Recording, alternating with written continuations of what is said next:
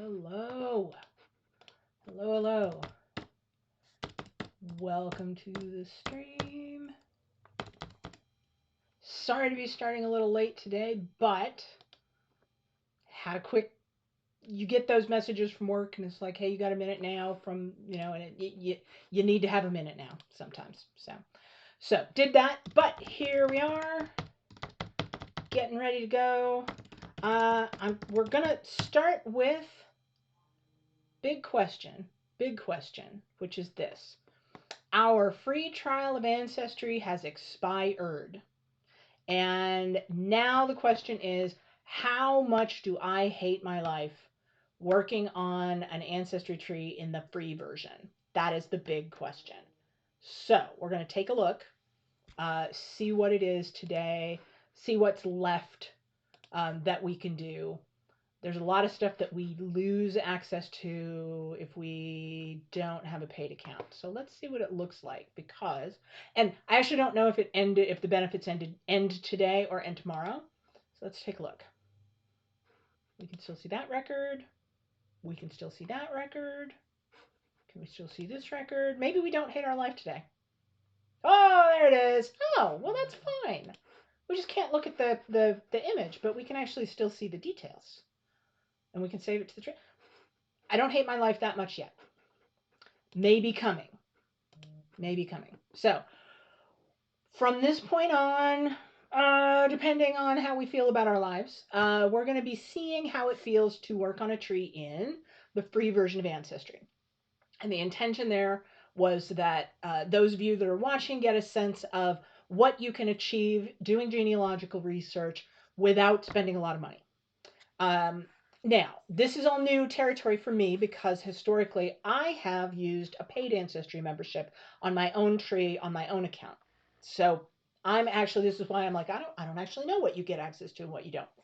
And as I was dreading getting to this moment within the last couple of days, I started thinking about, do I want to backslide on that maybe and try to work on the tree in a paid, and maybe just like pay for another one or take you over to my paid account. And that may still happen if we absolutely hate this experience. But today is Midweek Manuscripts Day anyway. And so today, Wednesday stream, we typically work out of books. And my thinking is that we'll continue to work out of books today. Sunday is a day where we go digging for new sources typically. And that's one where we may start to run into not loving our experience as much over here on Ancestry. But we're just going to see how it goes. What I thought we might work on today is we haven't built back the tree using that book of the Hammonds that had Joseph and his son Antipas in it. We did in previous streams a ton of work on Joseph and Antipas Hammond to lay out, and Antipas to Honeywell. Honeywell's not in the Hammond book. And what we were trying to do is strengthen that chain of, was this my set of relatives? So we had originally proved that Honeywell was the son of Antipas and Beulah, but we weren't sure which Antipas this was. There's more than one of them. We are loving these family names. And we finally did find in local records in Vermont enough information to document that Antipas was in fact the son of Joseph. Specifically, we found the estate division that gives Joseph's land to his heirs, and Antipas is one of them, along with these other siblings. Now, as we're thinking about getting started with that, I have exciting developments in the Hammond tree. If you've been along with us on the earlier streams, you know that this is actually a tree that I have researched previously, because of course it is. This is my main family and my family name. And so I've built out a lot of this on my other Ancestry account. I know who all these folks are. I know where a lot of this tree is going. The purpose of the tutorial is to show you how I did it. But I have very exciting news about what may be coming for the stream. We have been contacted by through WikiTree, which is a resource we haven't talked about a whole lot yet, from someone who might be a Hammond cousin, who is descended from a gentleman named Stephen Hammond, that she said, Stephen Hammond is my brick wall ancestor. If you haven't done a lot of genealogy, that may be a new term for you. The brick wall ancestor is kind of what it feels like, what those words feel like. It's when you get far enough back in the research and you just can't find that person and you can't figure out who their parents are or where they came from. You don't have enough information to go on. In this tree, as we've built this tree, we've hit several points where making that connection back to an earlier ancestor can be a big problem.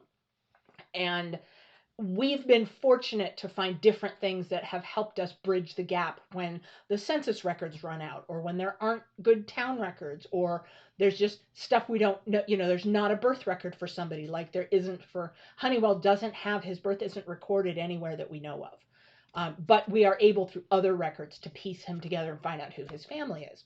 But at times, even really, really skilled researchers run into these brick walls where they can't figure out who is this person and where did they come from. And so they've gone back as far as they can. And in genealogy, that is typically referred to as your brick wall, a brick wall person.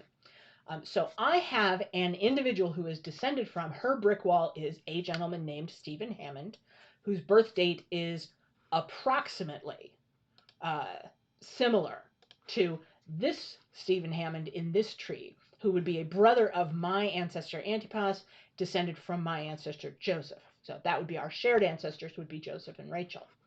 And we want to and so I was corresponding with this potential cousin. We're trying to figure out things like records and DNA matches and other stuff to figure out, can we, in the same way that we did with Antipas, can we work through the available evidence and make a determination whether we think her Stephen is this Stephen, is the same Stephen that we're looking at. And I thought, wouldn't it be super cool if we did some of that research just right here, live on the stream with you? We could talk about what she knows about Stephen. We can match that up to what I know about Joseph and his family. See if we think, we can talk a little bit about how the different DNA matches work. So we may have a special guest star on the stream in the future, talking about doing that investigation and uncovering that mystery live for all of you. This is one where I right now I'm liking that connection, but I really, really have not found the evidence that makes me say, yes, this is definitely him. I just haven't. Oh, let's see. Oh, yeah, I forgot to update. I did a little bit of updating and cleaning up on the tree in between. As you know, we've been off for a while.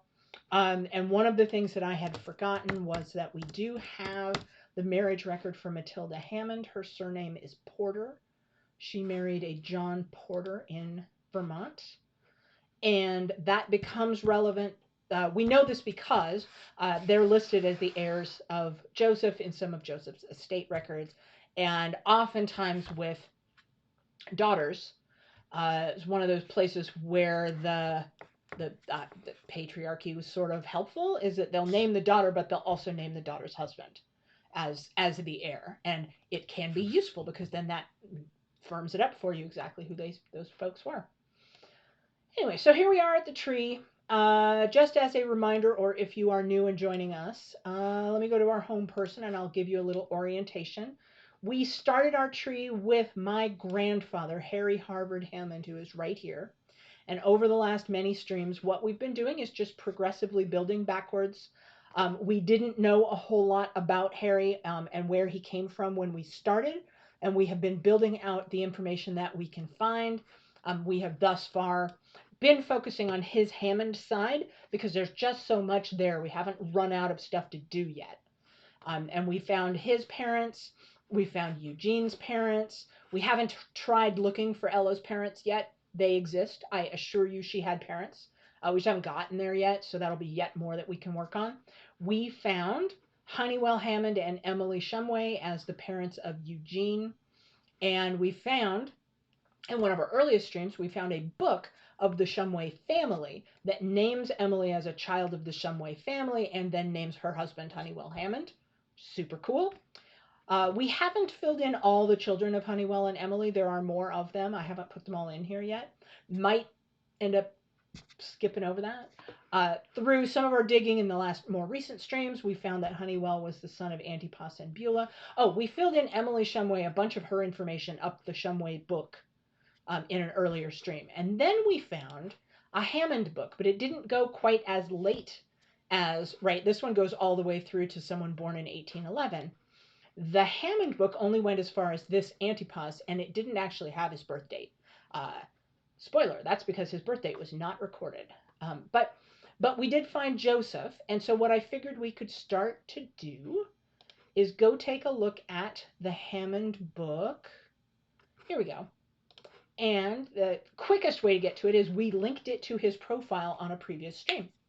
So the Hammond book, there are actually two Hammond books, but this part of the family isn't in the other Hammond book. It doesn't go late enough. This Hammond book is the one that has my family in it, and it is located at archive.org, the Internet Archive, which is a free repository of books that have been digitally imaged that are out of copyright. So you don't even need, I'm not even signed in on this site. You don't usually need an account to read the books that are here. And it is an amazing, amazing resource for anything that's older than whatever copyright is, 50 or 75 years. Truly great. If you can go and you can do something as simple as going to books and searching your family's surname. You'll get a lot of stuff, a lot of extras. You'll get books that are written by people with that surname. But if you do, surname, word family, surname, word genealogy, you may find books that are written about them. There are other maybe better ways to find family books, but that is a quick and dirty way. Point being, here we find ourselves on page 251 of the book. I'm going to switch it into a more readable format and zoom in a bit so that we can take a look at what we have here. I'll just refresh. I think we've seen this page a bunch of times in the course of our research. This right here is the paragraph for the guy that we are looking at. This is my Joseph Hammond. And what we're reading here is that he is the 5th generation covered in this book.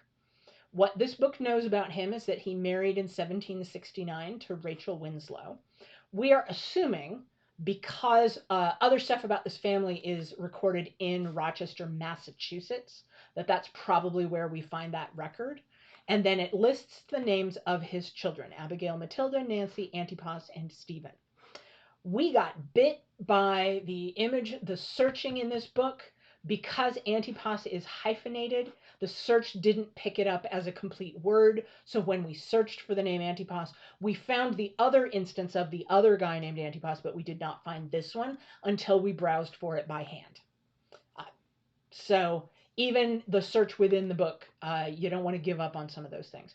Part of the reason we were so intrigued by this family is that you will notice the instance of the name Honeywell. That's also the name that Antipas gave one of his sons. And so that was why we thought that was interesting. It originally drew us to this particular family grouping. I'll back out a little bit so you can see a little bit more here, because this is not my Honeywell. This turns out to be my Honeywell's, let's see, that's his uncle, great uncle, right? Who didn't have any children. But we thought that's an unusual enough name that surely my Honeywell has some connection to this family. And indeed he does. He is the great nephew. So what we haven't done yet, and I thought now's a good time to do, is we're going to work backwards using this book. I wonder if I can, there's not a way for me to put them side by side in the window without changing what I'm sharing. And I'm just going to not do that. So we're going to do some flipping back and forth until I can figure out how to format the windows maybe a little better. If I make it full screen and put them on and dock them to the sides of the screen, my monitor's so super high resolution that it becomes harder for you to read, and I don't want to do that.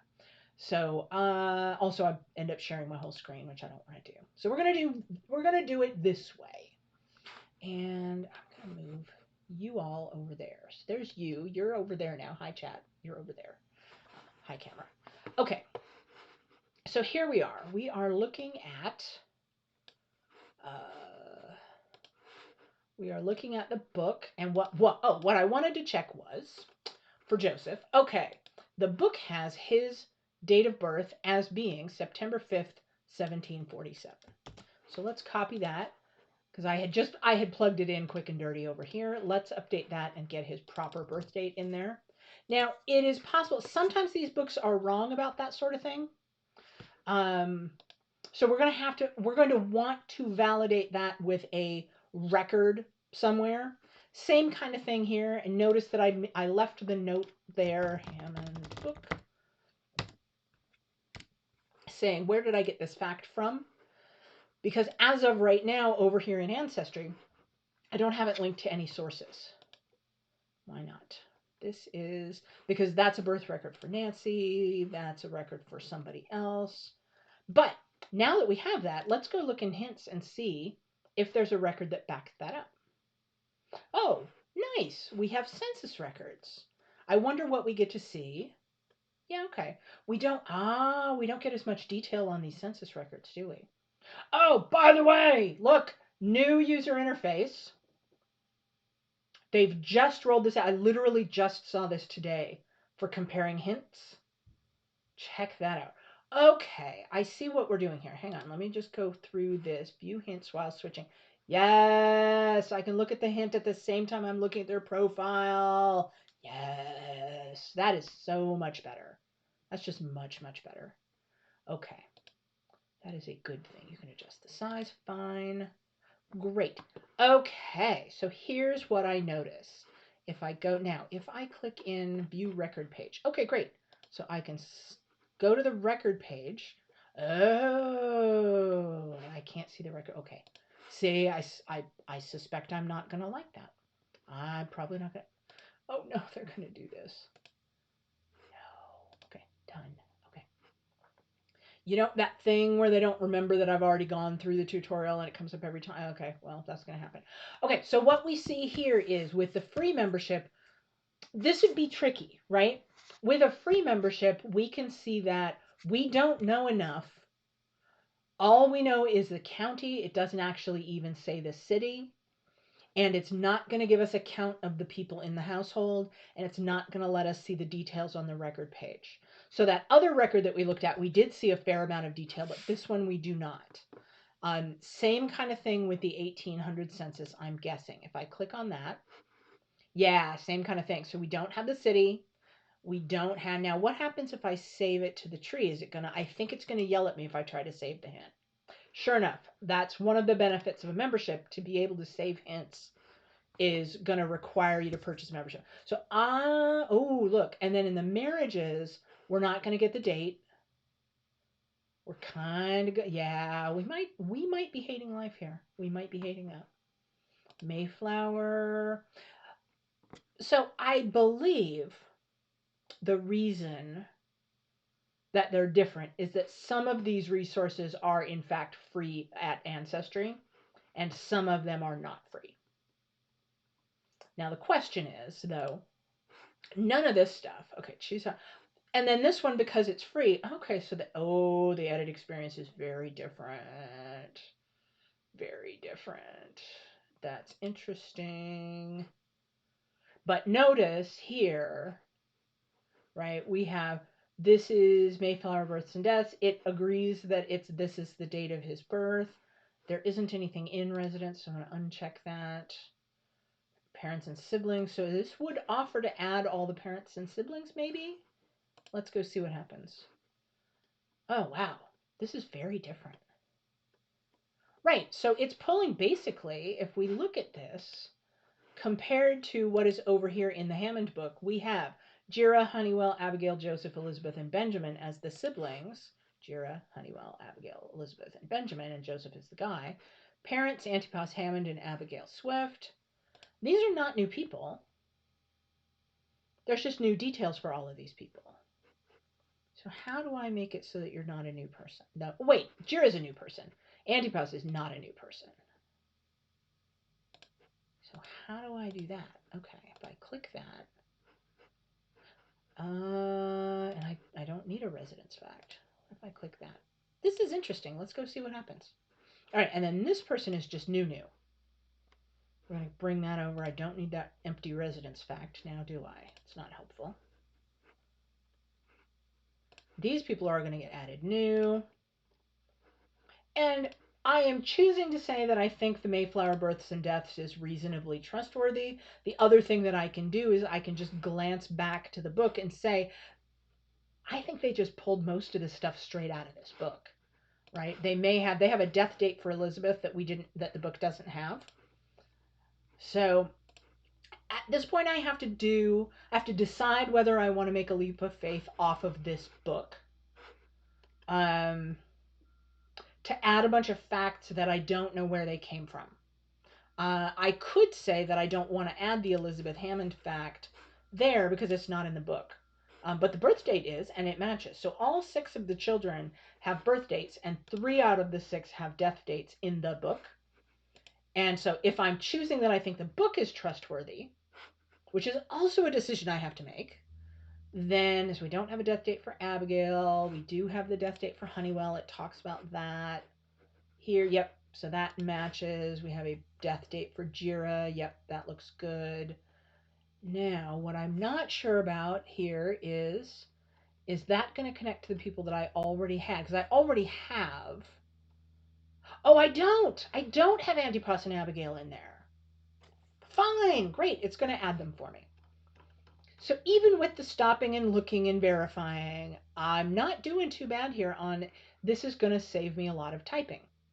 So that balance that I'm trying to do is I don't want to get too enthusiastic and add a bunch of records that are shady, that you all have been with me on this journey have heard. I'm very paranoid about how much garbage do I have to tear out because I got too excited and I clicked too many buttons and I added people that were wrong.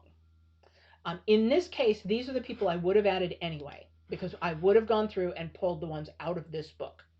The book doesn't tell us what its sources are, but it is talking about an area in Massachusetts that I've already seen a good number of records for on Ancestry. I know that these are pretty well documented places. So, and when we have these specific dates and this time period at this place, I am reasonably comfortable because it's Massachusetts, because it's this time frame. I'm fairly comfortable that these are being pulled from the vital records of probably Rochester, Mass. And if we go back through, or I can open up a separate window and look at my paid account, we can go look at the stuff or try to find some of the free sources for the Rochester vital records, and we'd be able to verify that that's where those came from. So we have these 6 children, and if we scroll up in the book a little bit, we see that, yes, the reason my ancestor was named Antipas is because he's named for his grandfather. That's the other Antipas who was already in this book. Woohoo! And Antipas Hammond's wife was Abigail Swift. And we have a marriage date here. What I hope this means is that we'll find a town record that will name her, and it'll name her, at least give her birth name, and maybe it will even tell us who her parents were. And then you'll notice here Antipas is the 4th generation. Joseph was the 5th generation in this book. We're going to get back to Benjamin, and then a Benjamin, and then we're going to talk about William because William's got all kinds of problems. We're going to get to that. So we're just filling things out right now. So basically, the Mayflower Births and Deaths book has given us this information for free, and we are going to take it. I have historically had decent luck with that book. It seems to match things that are documented. So we're going to save the tree. We just added a whole bunch of people. It's very scary. It's very scary. So, woo! There. So I gotta figure out like what emotes do we want to use when we achieve this result, because it's very exciting. Look at all these people. So now we go back out to the family tree. Boom! We have all these people. And the book did not assume their genders, so we're going to go assume their genders for them. It helps to get familiar with some of the uncommon names, or to do a little research to find out where they came from. If I didn't already know that Honeywell was a man's name, I would, that one, it ain't biblical, so I'm not looking that up, but I know that was a name they gave to male children. It comes from, we're going to get a little further up in this tree, and we're going to find that one of the maternal ancestors on this tree, her birth name was Honeywell. That was her birth surname. And so they chose to give that as a given name to, Abigail is female, to male children. There's Abigail. The other thing we'll be able to do, okay. We'll be checking their genders here. Most likely these were born in Rochester. Sometimes the way those books are written, it's not clear where they were born. Let's go back and see if that's clear. Sometimes you can't tell. Antipas settled on Mattapoisett Neck, selectmen of Rochester. Now I'm interested in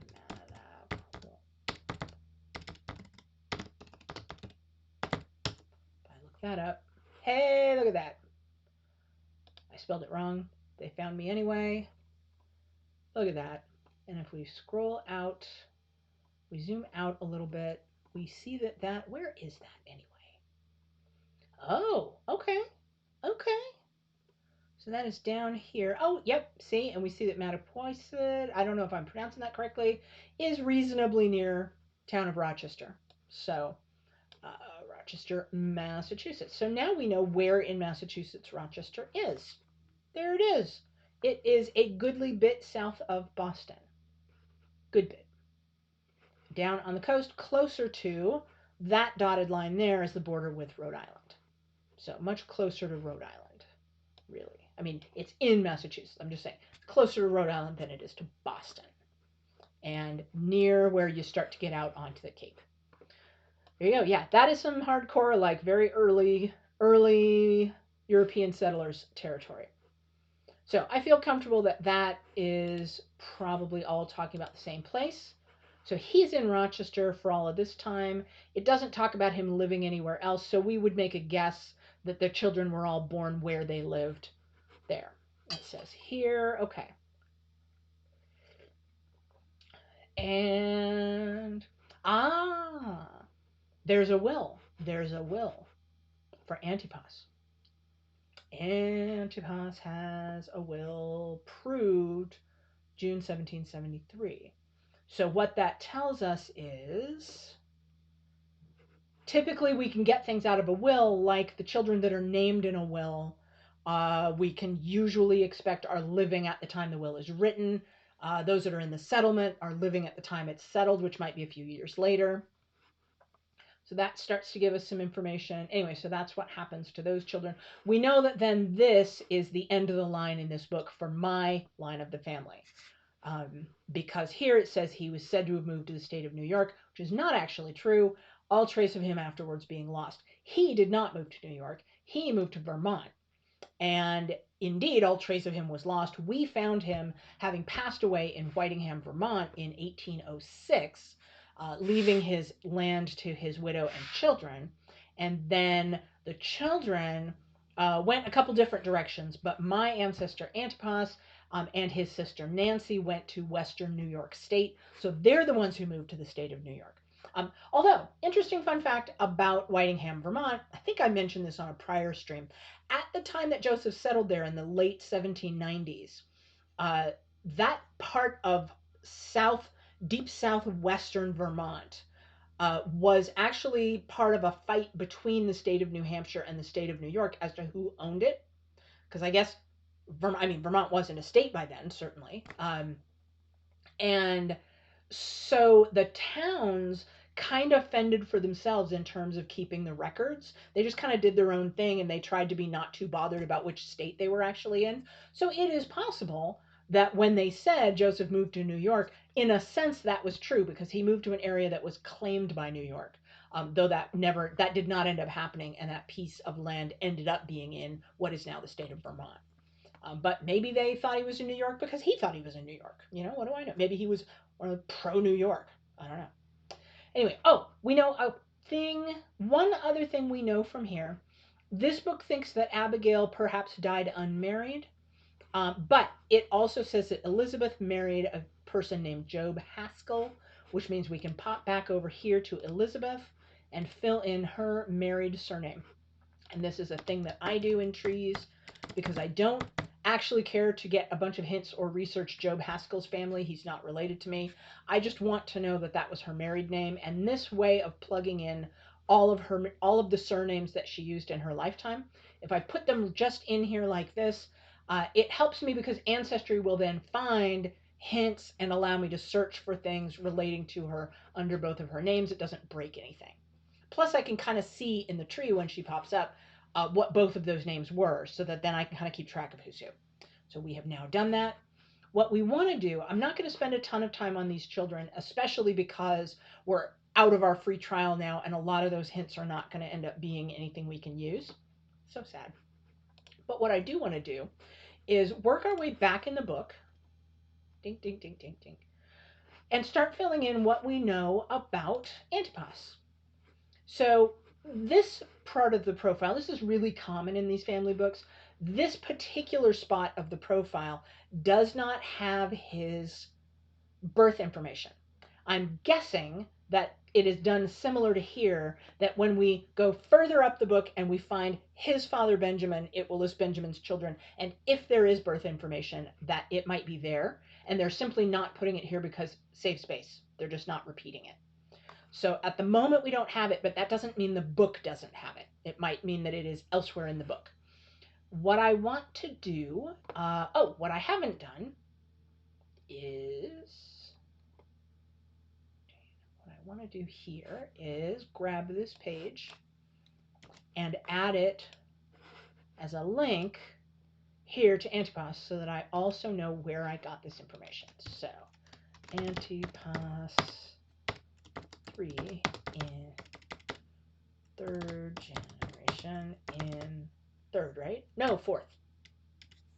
Fourth gen in the Hammond book. There, simple as that, I think. Don't tell me I can't add web links. Oh, I'd be mad. I will be big mad. Very big mad. Very a lot of mad. Antipas in Hammond book.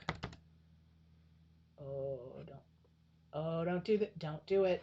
Yay! Never mind. It was just lag. Yay! Okay, we'll delete this one.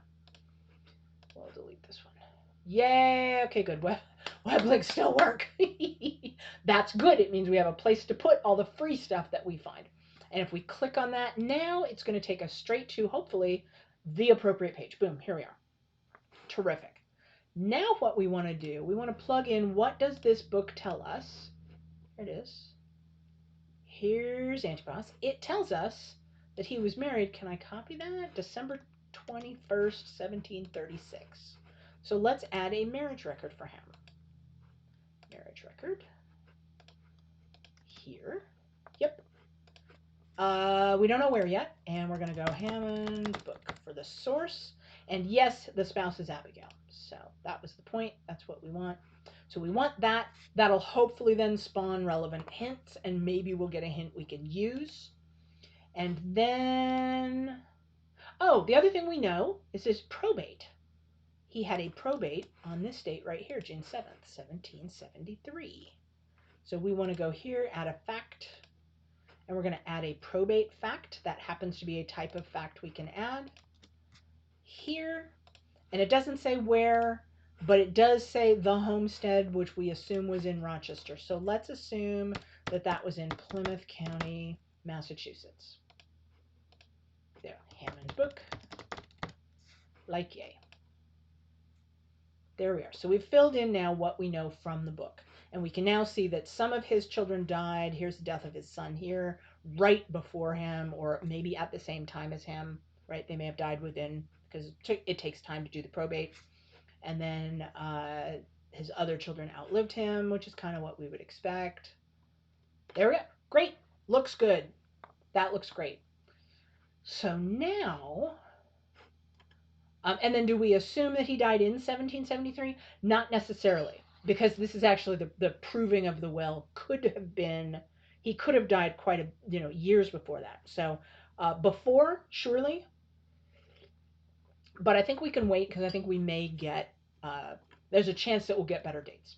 Why don't we look and see what we got for hints just from plugging that in? What do we get for this dude? Hey, it's Find a Grave. Is Find a Grave free?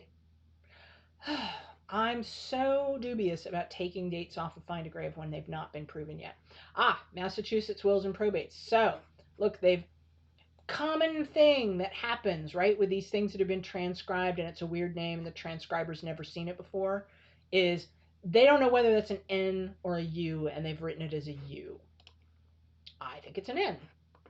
We're not going to get a whole lot of detail here, but Family Search is going to have that record. So we could potentially go find that record. It's just a little harder to find over there usually.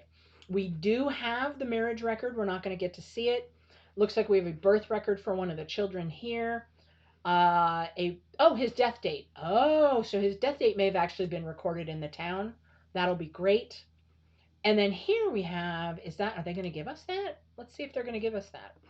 Antipas Hammond, Rochester of Benjamin and Elizabeth. Does that match? It does. Third son of Benjamin. And we haven't. Okay. What we'll do is we're going to go find him. We'll go find his father's record because we kind of got all the good we could get out of those pages of the book. Let's see if we get him on the page wherever his father is. Sometimes you can just scroll up and find it, but it looks like there may be a lot between him. That's the title page.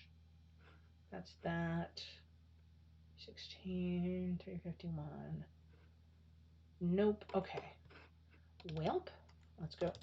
This one is going to return us, Benjamin's going to return us a lot of hits. Because Benjamin ended up being a big old Hammond family name. So there's going to be a lot of Benjamins. We want to see if we can find one that'll take us to the page where Benjamin the Third's family is. Benjamin the Second, third generation. Okay.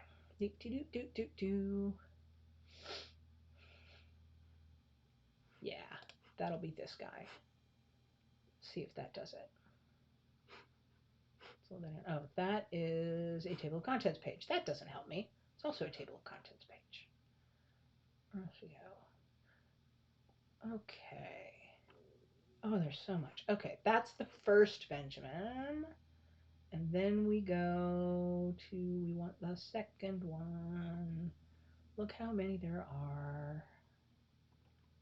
Boy, there's a lot of them. All right. A lot of you dudes. Dude, Josiah. Nope. Not that guy. Nope. Not that guy. Son of Benjamin the Second. Nope. Oh. Oh, yep. Really? I feel like I've gone past him. All right. Hang on. What have we done? Where's he at? Samuel. Yeah, that's too far. That's too far. Those are too far. Fine, we'll go here. We'll just go here.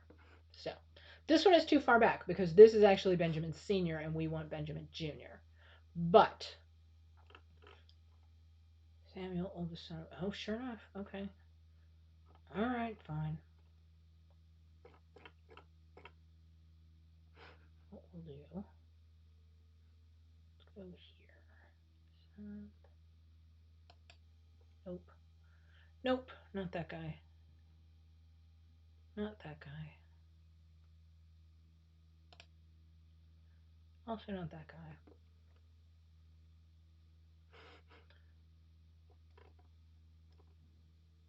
Still in descendants of Samuel. Okay, so I really didn't go far enough. Samuel. Samuel, gotcha. Ding, ding, ding. Are we anywhere close?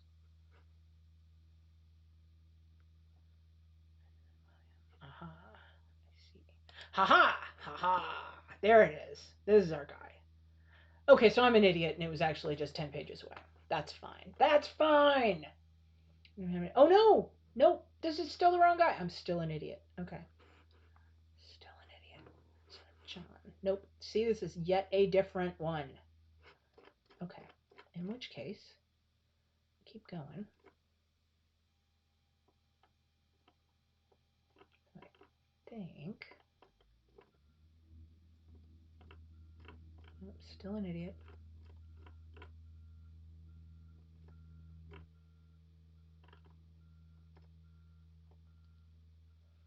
Where are we? Getting close. Alright, descendants of John. They're so cute, all these Hammonds. Look at all those Hammonds. Wait a minute. 250. Right. Okay. Fine. Nope. We're still not close. Still not close. Ah, wait. Nope. Not you either. Aha. Second son of Benjamin Hand. There we go. I could be a little more organized about this search, Right? Like, of course I could. Okay. There he is. Oh, because it's the youngest son. So it took us all the way to page, what page is this? 243 to get, here's what we were looking for. We were looking for Antipas's father. So here's Antipas. And as I suspected, those dates did come out of this book. So now we have Antipas with a birth date that we can plug in. Let's go ahead and do that. Oh yeah, what we wanted to confirm is that this 16th of July 1704? It sure is. That's the same guy. And is he the son of Benjamin? Yes, we knew that. And Elizabeth? Yes, Elizabeth Honeywell is his mother. And they settled born in Sandwich, came to Rochester, died at Rochester. There was a place in Rochester called Hammondtown with all the Hammonds in it. That is so lovely. Okay, there it is. Boom. Here we are. This is Antipas, which means over here, if it's going to let us save this, this is the right record for the right guy. So do we want to save this to the tree? Of course we do. Do we want to add his parents? Is it going to let us do that? It looks like it's not going to offer to add his parents. Oh, it is! Yay! Benjamin and Elizabeth. And we can click on this, and it's going to make it editable. See, I'm getting the hang of this. Honeywell is her name, which we know from the book. So we're going to keep the source here because it has her first name correct. It tells us that if Benjamin had more than one wife, that might be helpful. The last name Honeywell, of course, comes from the book. Hopefully we'll find other records that will confirm that. And so now, kaboom, we've added them in. If we go back to the tree, when we started today, we had Joseph, and we had nobody here. Oh, and it's done this super annoying thing. We'll see. We had nobody here, so now we have Antipas and Abigail and all the siblings. And now we have Benjamin and Elizabeth. First thing we got to do, sometimes when they go in and there's no death date, or there's no vital information about them at all, it defaults to thinking that they're living people when they could not possibly be. So we just have to change it by hand. If I go in and add a death date, I'm going to see that and it's going to fix it. But sometimes I don't know their death date. And if I catch that, one of the reasons that we want to fix that when we see it is that if Ancestry thinks it's a living person, other people that might be viewing the tree or doing record searches and we're trying to come up as a hint for them or whatever, won't be able to see those people because they're privacy protected because Ancestry thinks they're living even though they couldn't possibly be. So we want to switch those over to at least indicate that they're deceased because otherwise people looking at the tree can't even see the names of those people. And then it's harder for them to know whether they are our relatives. And we might want them to, like my maybe possible new cousin, we want them to be able to reach out and tell us, hey, I might be your cousin. Here's how we're really blah. Like the whole point of this is we want to be able to share that information. Okay, so here we are back in the Hammond book. We've got all these siblings. I wonder if we might get a free ride from Mayflower. Let's just look. Are we going to get the Mayflower book? Not yet. If we do, it hasn't come up yet. All right, looking here. Let's look through your hands. So now that we have the free account, we're going to have to wade through a lot of these to see which of these records is going to give us anything we can use and which of them is not. Any of these where it's not showing us the date, what I believe they're trying to tell us is, I know what it is, but I'm not going to tell you. So they have a date and a city. We know the date and the city because it's in the book. And we'll go ahead and copy it over. And we also know the date of his will because it's in the book. But now we have these dates on Find a Grave. Do they match the dates in the book? Yes, they do. So most likely, this person who created this record, I don't recall it being me. I don't think it was me. The person who created this record is pulling off of the same source that we are. Now that we know that we agree with those dates, I feel safe about putting them in here. And that's going to save me some typing. So I'll go ahead and say yes to that. And oh, look, it thinks he was born in Rochester. It thinks he died in Rochester. That seems likely. I'm clicking through these because I want them to do the autocorrect, the format correction. I can add a description. So, I want this to be a little bigger. Look at that. I can add a description. I don't think I could do description here before in the hints. That is very nice. So if I wanted to say that this is backed up by the Hammond book, let's say, for example, I could do that. Oh, I don't dislike that at all. That's kind of nice. That is lovely. All right, if I click this, if I say edit all and just leave it on, that might make it easier than clicking each individual one. Okay, and I can say cite source. That seems fine. Okay. Now I'm going to click through, and we're actually going to get, okay, so it is attempting to match, aha, not a new person, Abigail Swift. There it is. Yep.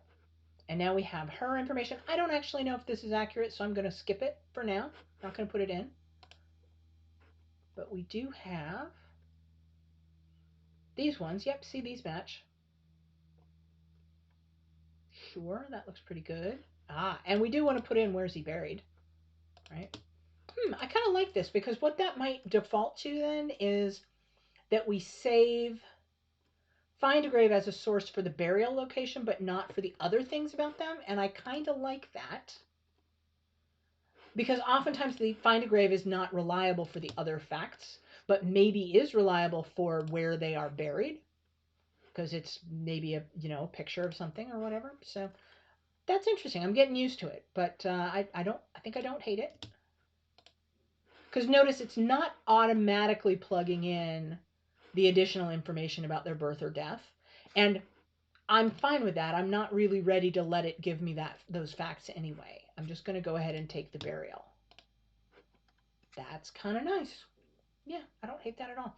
It's a little harder for me to see which things I have chosen, which things I said yes to and which ones I didn't.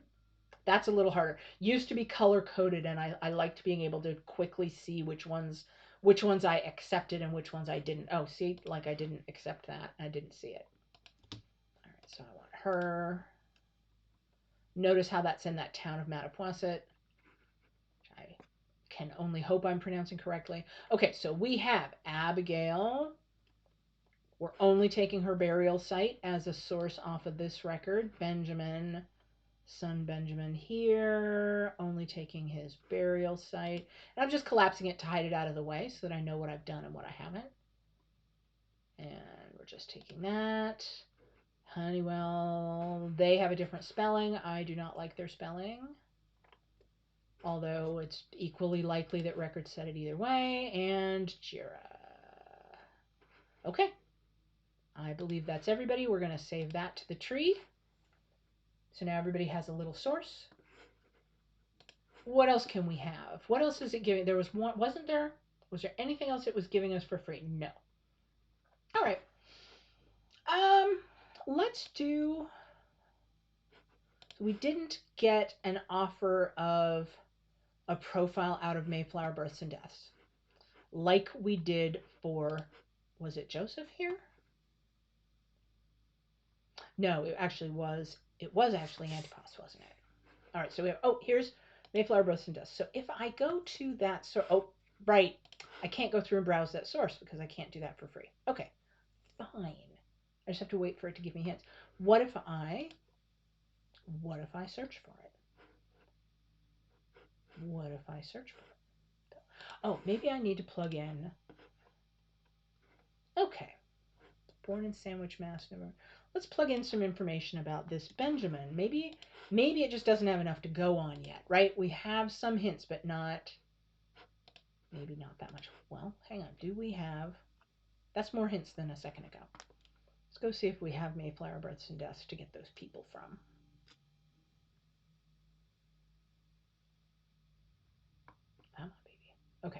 Right. So, do we have? We don't. But we do have a find a grave.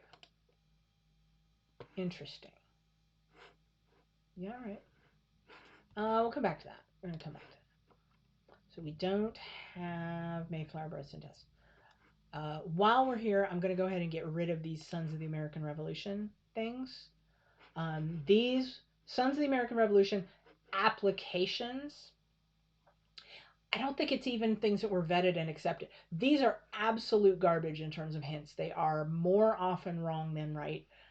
If they're right, it is because of information that you can get somewhere else. You do not need this one as a source. I always ignore it. AGBI, I usually ignore this one also. Oh, always ignore this one. Oh, and that's not even him. This is Benjamin. This is not the right guy. It's not even the right guy. And then obviously this guy, our guy Benjamin, who was having children in 1704, did not fight in the United States Civil War, so that's not him. We're going to get a lot of those bad hits, right? We're going to get a lot of bad data there because Benjamin was a name that was given throughout all the way down in history to in the family. It was used over and over again. So there are a lot of Benjamin Hammonds. And we haven't yet told ancestry when he was born, but we know it because it's in the book. So we're going to grab November 1673 from the book. We don't know how the book knows, but we're going to choose to trust it for now. Oh, and it says he was born in Sandwich, Mass, which is right here. So we'll do that. Oh, did it say what his death date was? Yes, it does. It says he died in 1747. Well, by all means, let's get that. As a reminder, in a previous stream, we talked about the idea of out of the book, it's over there on the shelf now, out of the book by, it doesn't know that abbreviation. Out of the book by Robert Charles Anderson, he talks about a genealogical concept called genealogically defined. And what that means is there's a list of things that you know about a person. And when you can check that you know who their parents were, who all their children were, what their birth and death dates were, their marriage date, and I think when you have all of those things together, there's a set of information that constitutes making somebody genealogically defined. So check that out. We happen to be sitting on the hints page. Look at all the goodies that popped up. A few more goodies, right? A handful more goodies popped up when we entered his birth and death dates. And that's because we gave it more to go on to match, to match other people's records. Now, is this a good time for me to rant about family crests? Family crests are bogus. They're pretty and they're bogus. I have one hanging in my house for a different branch of my family. They're made up. They're not real. If you're really interested in heraldry, you can go find out. There's all these arcane rules about who's allowed to use a family crest. This is not, it's not real, but it's pretty, and if you like it, go for it. I always ignore these. And I think all this is telling us is that he lived in Massachusetts. So what people do here is that they are using these photos to make the tree view here. When you put a profile photo on a person, it shows up like down below here where we did for Ella, it shows up as their portrait. If you don't have a photo of them and you put in a pretty symbol like the flag of the state or the country that they came from, which I have done on many of my trees, it makes your tree more beautiful. This is great. Unfortunately, it also pops up as a hint to everybody else who has that person in their tree. And I don't want to make my tree beautiful in that particular way. That's not what I want. So that just means, so a lot of people will have put their family crests in. I can imagine where if you had crests for all the different surnames that branch off on your tree, that would be really nice to look at. And then some people put in things like, this is the costume that someone of that era would have been wearing. Great. I don't need that photo in my tree. And then this is, check it out, a pointer to a free book. And somebody thoughtfully put in the link. Why don't we go there and see what it says? Because that's the free version. All right, let's take a look. It says, hey, Benjamin Hammond is named on a thing in the town of Rochester. act to incorporate sundry persons and towns of Rochester, Plymouth, and New Bedford into a religious society. They founded a church, United Baptist Church and Society in Rochester, New Bedford. He was one of the founding members of the founders of the church. All kinds of. There's 2 Benjamin Hammonds. Now, it's worth pausing to check whether this is the right. Remember how many Benjamin Hammonds there are, and there's quite a few other Hammonds listed in here. We definitely want to check the date.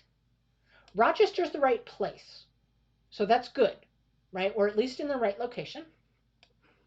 Where are we? 1820? 1800. So being it enacted, so we had to look all the way down. Let's go up. June 1800. So is that guy there? Is that likely to be our Benjamin? Seems pretty likely. It seems pretty likely. And those other Hammonds are all his, uncles and cousins and stuff. Benjamin Hammond the Fourth. Look. So there's a Benjamin Hammond here. There's another Benjamin Hammond the Fourth here. Seth, Nathaniel. Right? So we don't know for 100% sure, but sure that could very likely be Benjamin Hammond Sr. He would have been, how old would he be though in 1820? Oh, wait. No.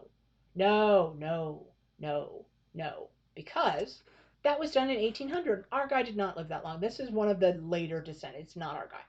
This is totally not our guy. Not the right guy. Much too late. He has been dead for 50 years. It's not our guy. So he is not a founding member of the church, unless I've read that date incorrectly. But no, that is a different guy. And the fact that we got all the way down to Benjamin the Fourth should have been a clue, right? Because this is probably Benjamin the First or Second. So we're going to ignore that hint. That is not our guy. And then the rest of these, we could take the find a grave. Okay, let's go see if we want the find a grave hint. Let's go find out if we want that. What I want to do, let's see if we can go. Is it going to let us? Yes, good. Gotcha. Oh, well, look at this, though. Massachusetts Militia Revolutionary War. Our guy died in 1747. It's not him.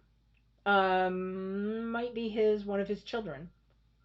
But that, and there are these, the military markers it's common to see that there are some of those real old military markers that don't have any dates on them. And those were usually put in much later after their death. This isn't something that would have been created by the family, right? This would be or by his immediate family when he died, or his church. This is something that would have been created much later by descendants, maybe, who wanted to memorialize somebody's military service. Again, there are many, many Benjamin Hammonds. This is in the right location to be ours. However, it's not likely to be our guy because it specifies Revolutionary War, and our guy was too old for that. So that is not our guy. We're actually going to say no to that hint. That's not him. Okay. We have then some interesting stuff that we can do. Why don't let's just,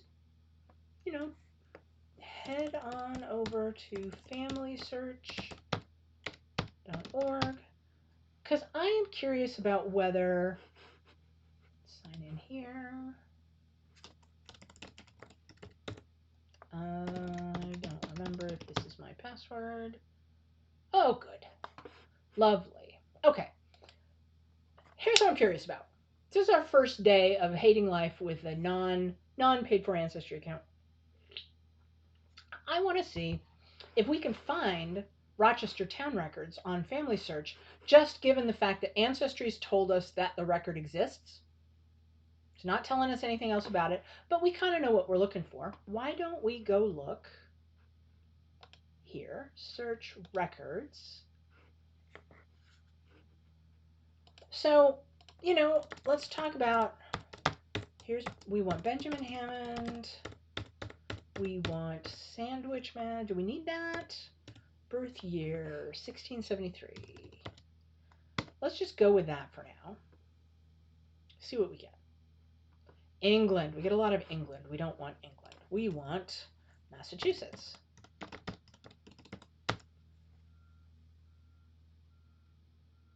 Didn't really get anything. All right. What do we got here? What's that? Marblehead. Marblehead. That's not our guy. 1744. Not our guy. Okay. So you can see here, not as good an experience. Just not quite as good. Hey, here's the Benjamin Hammond who served in the Revolutionary War. We could go help some people out over on Find a Grave if we could figure out which one of them this was. Not our guy. Massachusetts marriages. Why don't we go ahead and put in Rochester, Massachusetts? Notice a couple of things about this experience. It doesn't autocomplete the locations for us. And we're not able to just bring over all the facts that we know about a person from their profile using this method. I think we may find that if we're using the family tree features on Family Search, we may be able to do more than what I just did, but this is just it's a cold, just a search. You can do this kind of search on Ancestry as well. You can just go into a search page and plug some stuff in. So we're not getting a whole lot here. What do we got here? Christening in Scituate, which is in the same county, but I'm very dubious. Okay. Oh, wait, and what was the date on that? 1740. I think that's too late for our guy. And here's a different Find a Grave. Different Find a Grave. 1754 is also too late for our guy. Oh, heavens. This is a child's record. This is a son of a different. Okay, so see, we're really, really tripping over ourselves about the not our guy. Let's do something different. That it's harder in some ways and it might be easier in some ways. Let's see what we get. The record search here, challenging. I want to go to the catalog and I want to look up Rochester, Mass. Here it autocompletes. Why it can't do that on the other page, I don't know. And I want to see what records we have there. I would expect there to be probably kind of a lot. Town records, vital records. This is what I'm looking for. Town and vital records of Rochester, Massachusetts, 1673 to 1893. Boom. That's the first one I want to look at. And as I hoped, so we come through here and it tells us what records they have. They have all these different films, and I can go, let me go open this in a new tab. And what this is going to do is allow us to do basically the same search, but in a specific source. This is in that one source. And let's go 1673. But we're looking in all of Massachusetts? Yes. Yeah. Look at that. We're back. Okay. So we're just actually back where we were. Similar search. It's narrower. But I'm definitely sure. And then now we're off into not even spelled the same way. Huh. Yeah, I don't like that. Don't like that. Don't like that. Okay. So that search was not useful. That's good to know. But here we have the town records. And so what do we want to start with? We don't know what this is. We don't know what kind of record that is. Is it going to tell us anything? No, probably not. It's probably not going to tell us anything at all. It's not even telling us what the event is. That's interesting. So we also don't know if this is even our Benjamin. This one probably, might be. But what do we know from the book about our guy? He married Elizabeth Honeywell. They don't know when he married her. They don't have a marriage date. It would have been, so if he's 1673, you got to figure he comes of age around 1675, right? 1674, 75, which would have been, but then he's not having children until, 1694, sorry. 1694, and then he's not having children until, so he may have married a little later in his 20s, but that's not unreasonable. That is a reasonable age. So, likely then first marriage, look at how closely all these children are together, likely all from the same spouse. Probably, right, this kind of gap here might be indicative of a different spouse. We would know that if we had his will, which I think we do. Nope, doesn't talk about that. Okay. Okay. Neat. By the way, cute biographical details about Benjamin. I have no idea where any of those come from. I tend to, when I'm reading through like this, I tend to skip the biographical details. Partly because I don't know where they come from. Okay. So, but here we have probably married Elizabeth Honeywell around, let's say around the 1700s, right? Early 1700, or in 1700-ish. And they would have had, and they had, so 1701, 1700, 1701, 1702, they get busy, have their first child right away. But we don't have their marriage recorded. And yes, of course, it is possible that they married in early 1703. That's possible. We would normally, if the records are kept well in that town, we might even know that because they might have been fined or something. I tend to assume that they got married at the right time, but hey, maybe they got married in July of 1702. Right? You'll find that stuff. But okay, so we know we know there's a death record. There's a death record in Rochester in 1747. Almost certainly, right? This almost certainly comes from a town death record. Let's see if we can find that. That's what I want. So I want 1747, which is going to be in this book, and let's go look and see what we can learn from this book. Again, this is not as easy an experience as when we had Ancestry, who had already indexed all those records, handing us that result for free. And Ancestry was giving us a compilation from a book that was created that is typewritten, it's easy to read. This, I think we're going to find, this may take us closer to some originals. Is this at least going to be handwritten? Okay, so this is handwritten. 1810, okay. Okay. Town of Rochester, town records. Okay. Oh, they're not in order. Are they?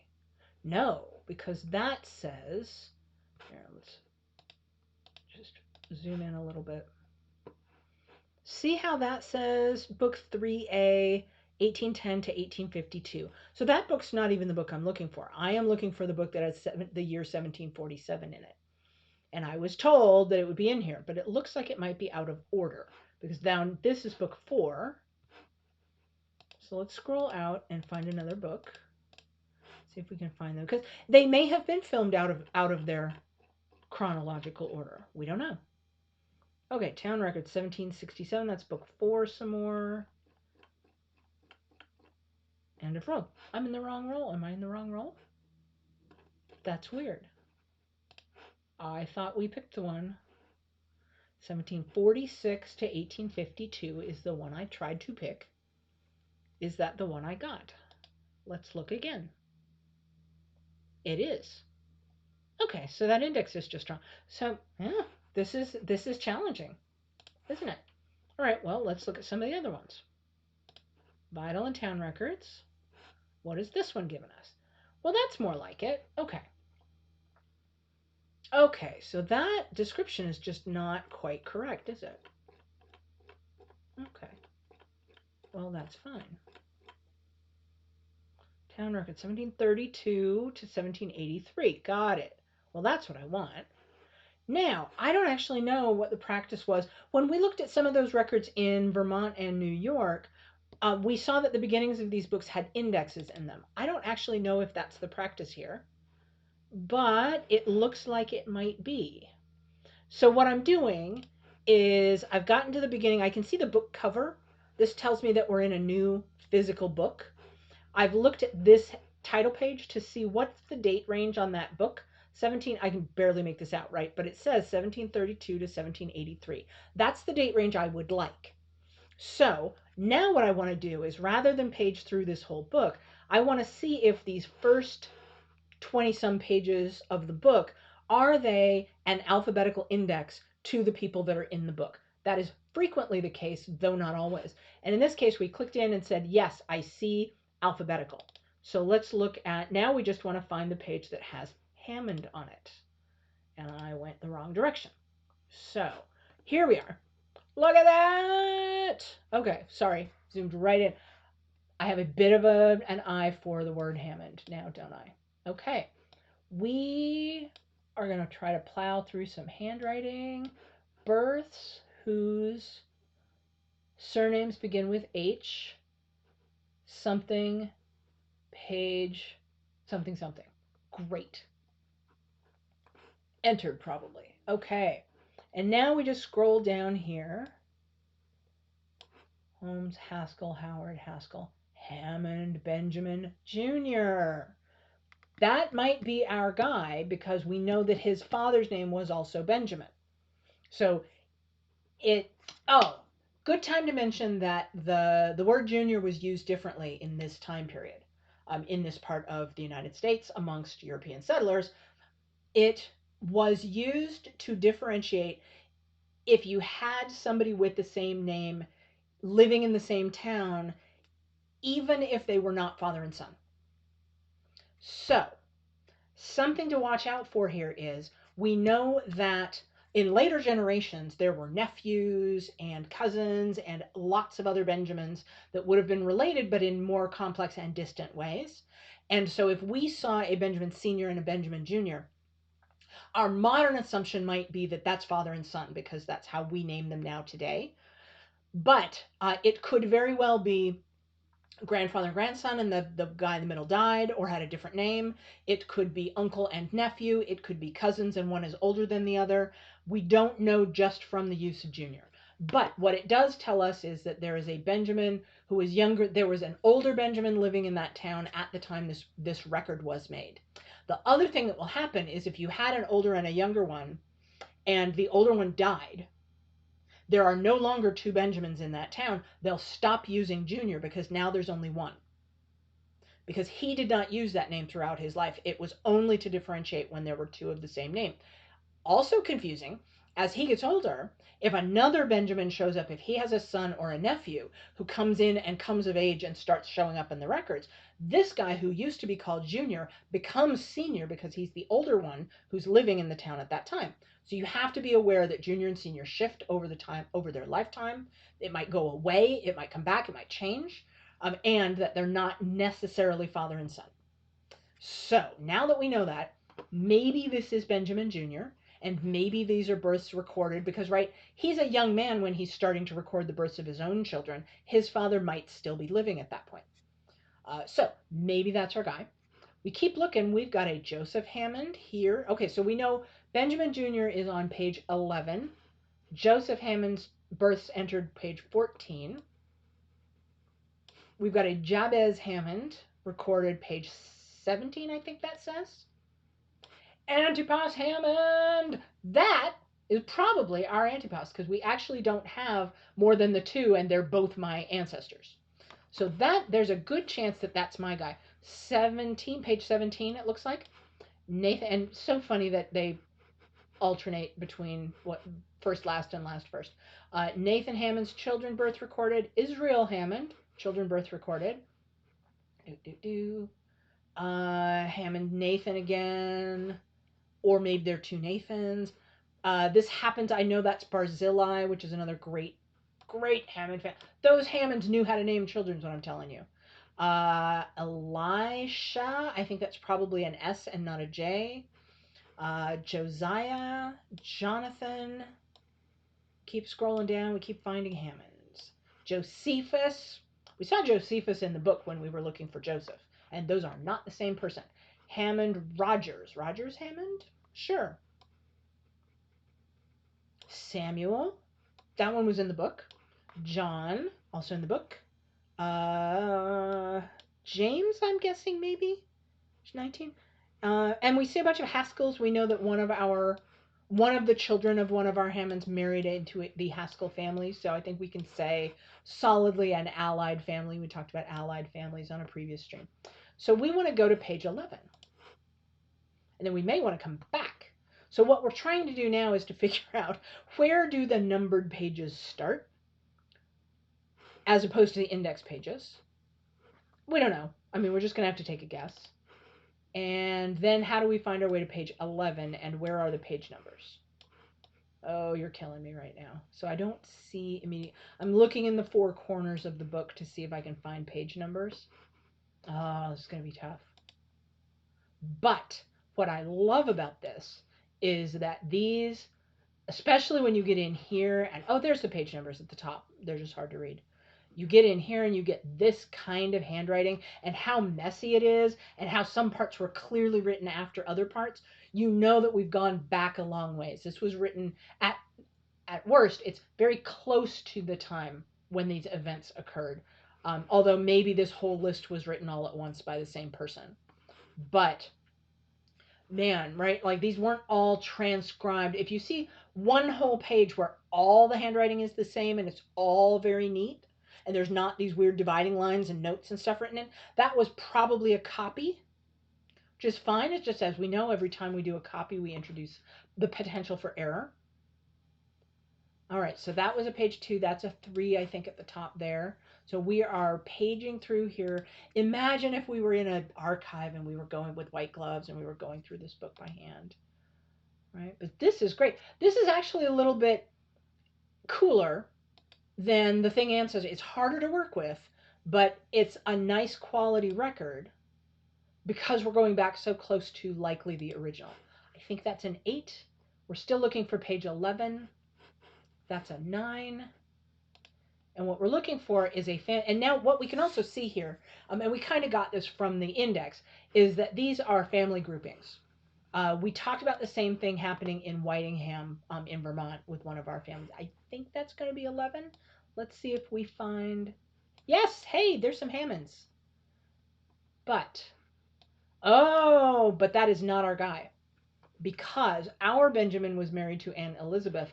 This guy is by his wife Priscilla. Thankfully, they gave us that information. And this is a bit later than his children were being born, right? This is 1731. We were looking for 1704. 1704 is when Antipas was born. And here, 1702 to 1722. So, that's not our guy. I wonder if, and that's, all right. Is that as early as we're going to get out of this book? It said it went earlier, right? It said, nope, this is 1732. We want earlier. Oh, we were going to look for his death record. But this is all just a grouping of births of his children, of various Hammond children. So we're not getting death records out of this. Interesting. Out of book 2. I wonder if, so this is going to be harder to dig through and find. Town record 1707 to 1782. 1707? We kind of want that, don't we? That's odd. But maybe they're in here. Yeah, so this is it's definitely a lot harder, right? It is a lot harder to navigate through these sources. And you saw that trying to do a name search on Family Search just did not turn us up the kind of results that we are used to seeing on Ancestry. And that is why Ancestry can charge what they charge, because they offer some stuff that nobody else has. It is what it is. Okay, so we've exhausted that book. And I don't feel like we found what we wanted there. Town of Vital Records. So that collection, oh, see, now that goes back to 1694. I wonder what that does. Let's see what we have here. See, and then that, but then that says 1824. I don't get it. All right, I'm gonna find the next book. See if they're out of order. They're not out of order. That's another 1820s. Zip, zip, zip.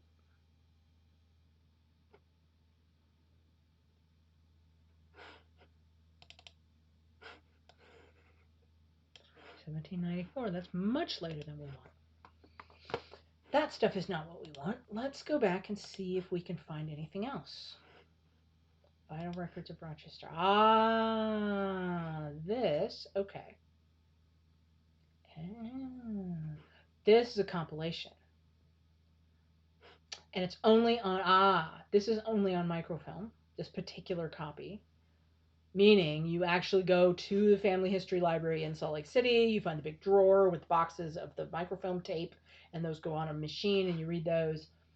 That is not what we want, but which one of those? Did I click the first one? There we go. But there's a digital version, because of course there is. And it was created in 1914, probably means it's out of copyright. Hey, this is the thing that Ancestry has. That's that transcribed thing. So why don't we go look at, and it happens to be here. This is another repository of potentially of free books. When Family Search has them, you can see that the experience of paging through this is a little bit different from the one we had on archive.org. I am curious now, if this is out of copyright, does archive.org have it? Wait, let's go to books. Books. That's not what I wanted. Books, books, books, books, books. All books. There we go. Vital. Really? Really? Okay,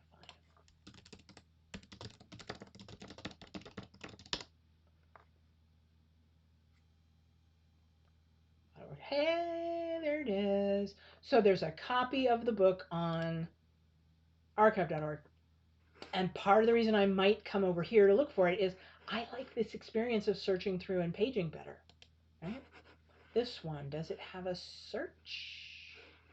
Does it have a search engine? It does. It does. Hammond. How's the fan? That's not terrible. I don't hate that. I don't hate that at all. Don't hate that at all. All right. What you got for me? Okay. And then what I'd like to do is clear that search. Yes, good. Because I don't like the highlighting all over. Okay, so this got us in the ballpark. The way these transcription books work, and this is another terrific service that they provide, is they've transcribed the individual lines from that big mess, the handwritten mess that we saw, and they've made them alphabetical, which we appreciate very much. Because look, here's Hammond, birth record, Joseph, son of Antipas and Abigail, September 5, 1747. Boom. There it is. So this was transcribed by the New England Historic and Genealogical Society. I would tend to trust that this is a well done transcription of those original records. I wish there was a little more here that would point us to how to find that original record. But we do have Joseph, son of Antipas and Abigail, with his birth. That's great. We want to look for, though, what we were trying to find was Benjamin. And since it's now just straight up alphabetical, we're going to get all the Benjamins. We're going to see however many Benjamins. Spam your Benjamins in the chat. All the Benjamins. Benjamin, child of Samuel and Mary. So this is births. Son of Antipas and Abigail. Yes. Son of Roger and Charity. So there was Roger. Remember, we saw Barzilla. Son of John and Mary. Son of Enoch and Drusilla. Nathaniel. Benjamin Franklin Hammond. Y'all. Okay. And we don't have... Because our guy wasn't born in Rochester, we wanted to find his death records. I wonder where the death records are. This is Volume 1 is birth. Volume 2 may perhaps be something other than births. Let's go see if Volume 2... Okay. Let's go see if Volume 2... Volume 2, Marriages and Deaths! Woo! Yeah. Okay.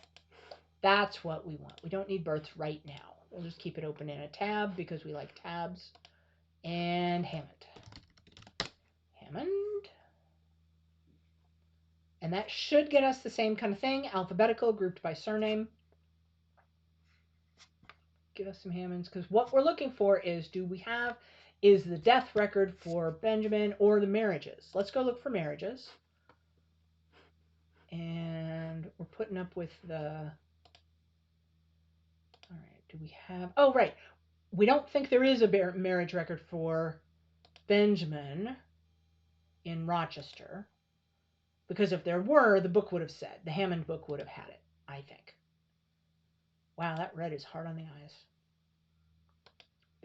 Oh wait, that was B page. But do we have Antipas in here? Yep, look at Antipas and Abigail Swift, as I hoped.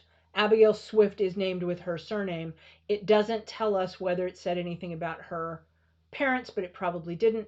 And then this little word int here means that their marriage intention was posted, which is slightly different from the day their marriage was actually solemnized, or whatever the date that the ceremony was performed.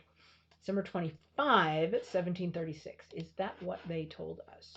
So now we're hopping on back to Ancestry. See, now here, oh, and I can add a fact. I believe I can actually add a marriage intention fact. Not exactly. I have to pick one of these things, right? Different communities had different rules about you had to publish a notice in advance and give people a chance to object or whatever and come forward and say, no, actually they're first cousins or whatever.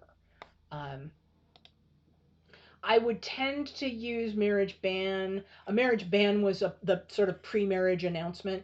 So I would tend to use this as intention. And so then what we had was December 25, 1736 in Rochester, Massachusetts. Here, and intention here. Now, another part of my problem that I'm now going to have. So what I find curious about this is that date, if it's correct, is after this date, which is not the order that would normally happen in. You file your intention before you actually go do it. So something is fishy about these dates. Don't know which source is wrong. Here's what I'm going to hate about this. I can't link that fact to the source where I got it because my source is now somewhere else. And a frustrating thing about the Ancestry interface is, yes, I can add these web links. I can't add, there's no way for me to make a web link into a source that is connected to a fact. So I'm going to have less traceability of my facts that I put in the tree, and I hate that. You have seen, because you've watched me over just a couple of streams now, hop back and forth from, around people, and just even in the course of the couple of weeks that we've been working on this tree together, I have forgotten where stuff came from or forgotten what I've added or not added. It doesn't take long for that stuff to be, because you're off looking at a different family, for you to lose track of this stuff. So I will put here, Vital Records of Rochester, Volume 2. Volume 2, page, where are we at? We're on page 148. 148. But I hate that. Honestly, hate that, because that book is in Ancestry. It's indexed in Ancestry. If I pick it from an Ancestry hint, I'm going to get it linked to that fact, and it's going to be easy to click on and read that page again. Versus here, I had to type that in by hand, and then I have to add this as a link by hand. And I don't even know, then I've got to go find, is this a permalink? Yeah, so kind of hating it, kind of whining right now. Kind of whining. Let's see what we have for Benjamins. This is marriage. I'm not expecting, there's another Hammond married to another Haskell. That's interesting. Yeah, none of that looks like what I want. 1793. No, that's too late. That's a whole.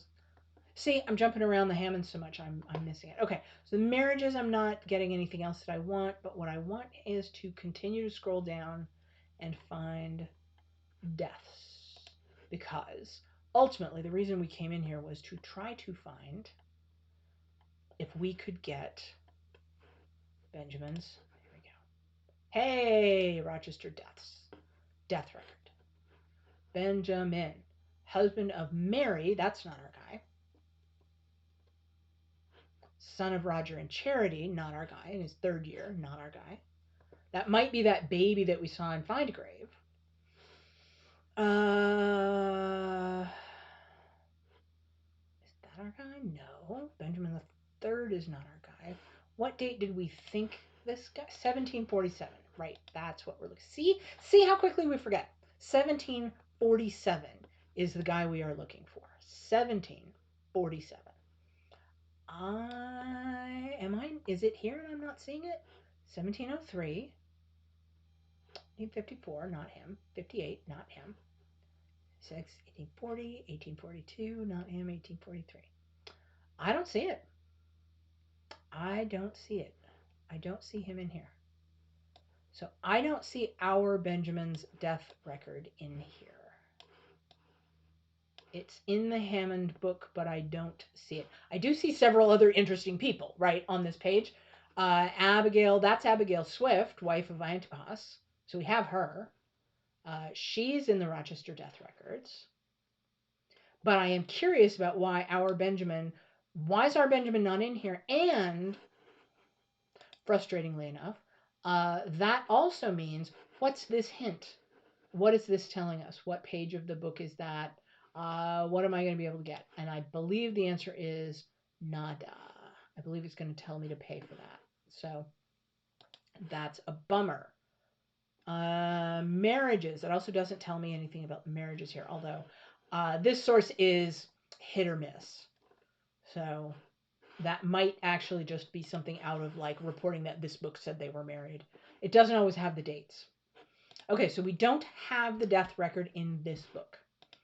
And he wasn't born in Rochester, so we don't have his birth record in this book. Curious now about, all right, if we look for, in the catalog, I wonder if we look for Sandwich, Mass. Sandwich, Mass, which is near Rochester, by the way, in that sort of Capey area. Vital Records. And what I want to look for, there we go. I want to look for a similar book. Oh, nope, this one's not the book version. I mean, there is a book. It's not, they don't have it digitized. But why don't we go back and look at archive.org? Oh, such a runaround for something that Ancestry gives us for free. I swear I'm not a plant. Like, I didn't start the stream just to tell you to go buy the stuff from Ancestry. Can I tell you? But we're learning together whether we think it's worth it. What just happened? That is not what I wanted. Okay. Vital Records of Sandwich is what I wanted. That did not work. Why didn't that work? Maybe it didn't find it. No results. Okay, fine. Sandwich, Mass. Lord knows we might get everything that's ever been published in Sandwich, Mass. Yeah, there's a lot of stuff. Okay, so the Vital Records of Sandwich doesn't look to be here either. That might mean there isn't a digital version available. But we saw another book that was maybe a little similar. I don't really want to go try to dig around the originals. The originals in Massachusetts. That was hard, right? That time that we did. What about this book? So this is a paper book. We would have to go get the paper book. What we would be looking for there, the question we would be trying to answer is, church records. Same book. Gotcha. Was Benjamin Hammond's birth in Sandwich recorded? Because we don't know where this Hammond book got its data. We don't know where that came from. So we now know that it says he died in Rochester March 29th, but we don't know why it thinks that, and we didn't find the original record that would verify that. So we don't know. But we do know all of these children. A thing we could do, and if I feel like it, I might go plug these in between streams, but I might just skip them. We could go add all these children. Some of the benefits of adding all the children might be to confirm with, given that it's a really common name, if we see him associated with all of his children. Oh, these are all the names of his children, right? We saw Barzillai and we saw Israel and we saw Josephus as being his children. We saw the births of their children, and Roger. We saw the births of their children in some of those Rochester vital records. So these all 6 of the sons settled in Rochester, in DD. So, probably not a lot of need to add these siblings into the tree. I don't think they're going to help us find, so we're no longer trying to fish for ancestry hints, unless I cave and get us a membership. But we can scroll down. There's Josephus. So we weren't that far. We weren't that far away from that parent record when we were in this book. There we go. And then we keep scrolling down. We eventually find our way to page 250 and 251, which is where our dude Antipas is. So the final thing that we can do is go up to, see if we can find the family of, here, Benjamin's father. This Benjamin was the son of a first Benjamin. Yeah, there we go. Scroll up, scroll up, scroll up. There he is. Number 1. Not a whole lot about him. You get back this far, it is harder, right? It's a lot harder to have things known there. All right, clear that search so the highlighting goes away because it annoys me. So let's wrap up the stream by plugging in our first Benjamin here, son of, now, well, ignore that for a second. Ignore the thing about his parents. That's a whole other stream. We're going to do that on another stream. I will beat up on this book and how wrong it is about his parents in another stream. It'll be super fun. And then here we have that he married Mary Vincent. Married Mary Vincent. And the book thinks that he arrived in Boston in 1634. The book is wrong. The book is incorrect. The first record of Benjamin Hammond, the first actual record of Benjamin Hammond in Massachusetts is this record in Yarmouth in 1643. That is the earliest that we know of this guy Benjamin being in Massachusetts. And we don't know exactly where he came from, but it is safe to assume that he came from England. He is thought to have been born around 1621, and I forget why we think that. But that's and probably in England, because if he were a European born in New England in 1621, we would know that because he would have come over on the Mayflower. He did not come over on the Mayflower.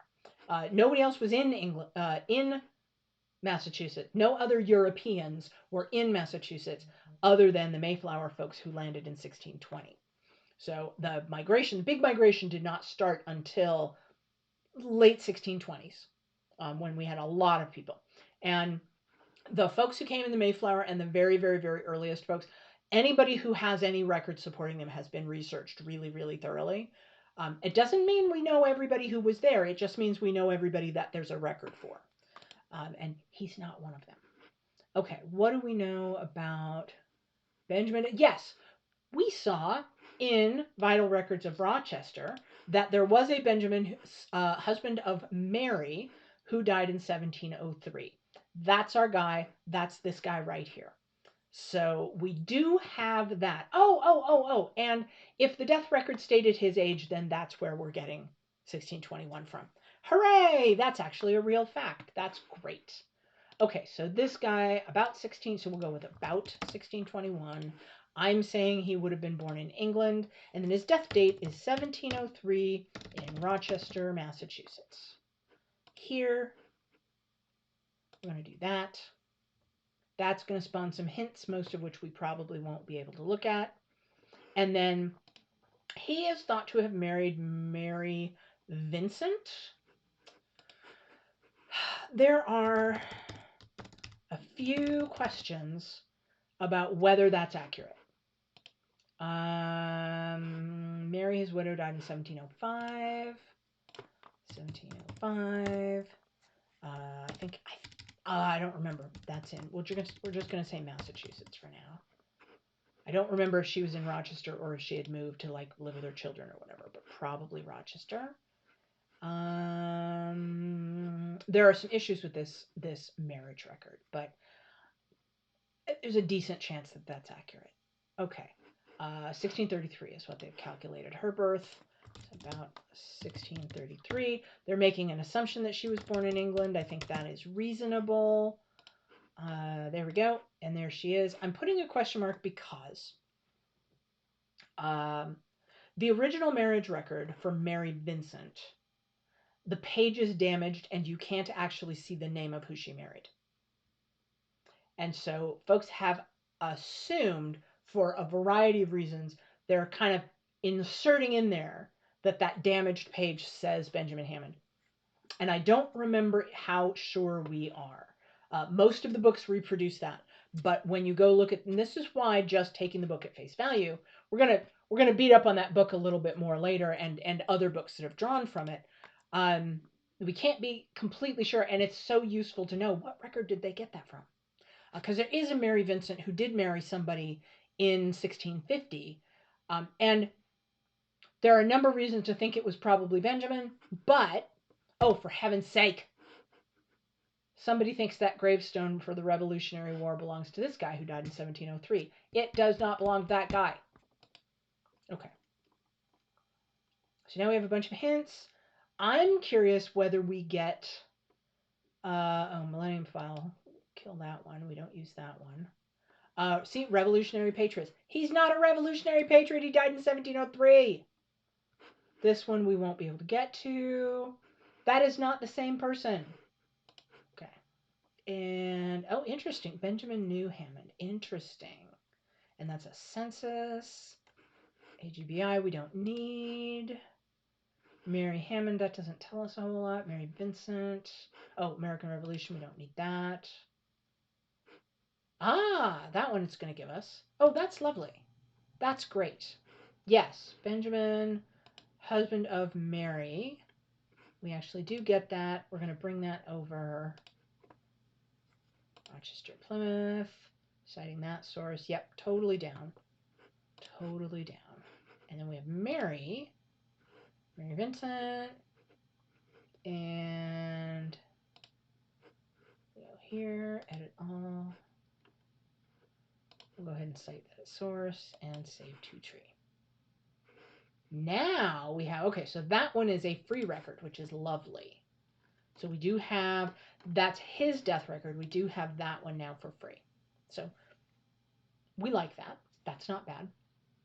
And then, what do we have for the marriage record?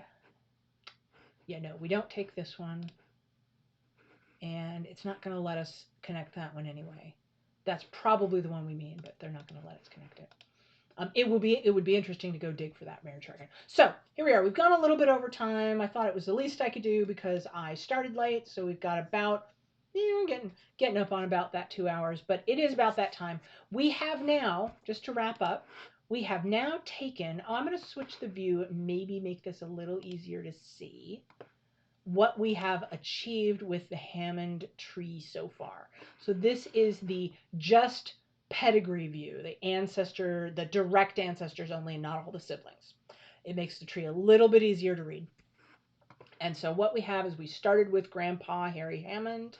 We've got his father, grandfather, and up the Hammond line, all the way back to, and this guy, even given that that his first record is 1643 in Yarmouth, this makes him one of the earliest European settlers in Massachusetts. There was a big wave of migration between about 1635 and 1650, and this guy was right in the middle of that. He may very well have come over a little bit before 1643.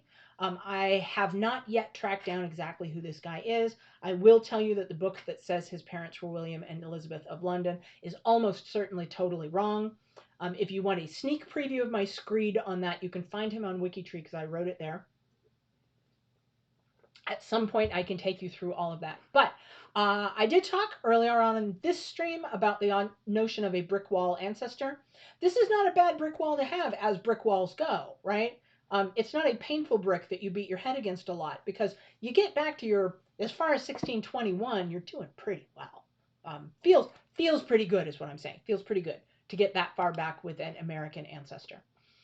So we have a number of directions that we can go in the future. I think the next time we do a manuscripts day, one of our candidates would be, we have not yet explored the Blodgett book for Beulah. She's in it. We know that this Beulah is listed in the Descendants of Thomas Blodgett of Cambridge. That tells us there's probably a trail on this here Blodgett line that will go back at least, a few more relatives. And then we have this Shumway line, which we took back to Peter Shumway, born 1635. He was a little bit later settler in New England, but same kind of thing, some of those early families in New England. And man, the tree explodes pretty quickly, right? It turns into a lot of different lines that we could potentially research and keep ourselves busy with this tree for a really long time. We're going to keep doing that until we have a reason to do something different. One reason to do something different might be that some of you come to the stream or leave us a comment and let us know about other genealogical mysteries that you're trying to solve, something that you'd like help researching. I would love to do more of the live discovery on stream. Until I have great questions from you all, we're going to continue to just plug away and talk about techniques and tools and which sites we like and how to find the facts. So thanks so much for joining. Thanks for watching. I'll have a couple more announcements about some of the videos from the channel and where those are going to end up for those of you that want to go back and watch some of those past episodes that I talked about. And I believe that we will see you here on Sunday. So thanks for watching.